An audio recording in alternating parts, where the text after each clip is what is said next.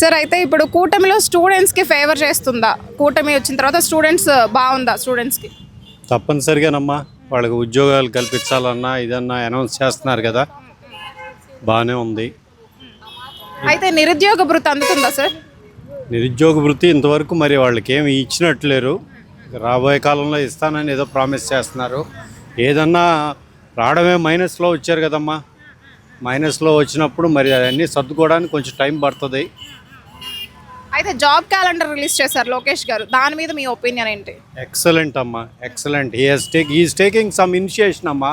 Last 5 yearsలో nobody has taken an initiation. అని చెత్త పనులు చేయడంతో సరిపోయింది. సో మీరు కూటమి పాలనతో సాటిస్ఫై అయ్యారు? తప్పనిసరిగా. బట్ ఒక్క రోజులోనో లేకపోతే ఒక్క పూటలోనో చేసేది కాదమ్మా. వెనక డెఫిసిట్స్ అన్ని పూడ్చుకొని రావాలంటే టైం పడుతుంది. అవన్నీ చేస్తారని నమ్మకం ఉంది. నెక్స్ట్ ఎవరు వస్తే బాగుంటుంది అనుకుంటున్నారు? తప్పనిసరిగా అమ్మా చంద్రబాబు నాయుడే వస్తే బాగుంటుందమ్మా. రైతులకి ఎలా ఉందంటారు? రైతు భరోసా విషయం కానివ్వండి. రైతులు ఎవరికైనానమ్మా పలానా పని చేస్తామంటే చేస్తున్నారు. దట్స్ ఏ పాజిటివ్ ఇనిషియేటివ్ అది. Okay sir, thank you. Thank you. Thank you.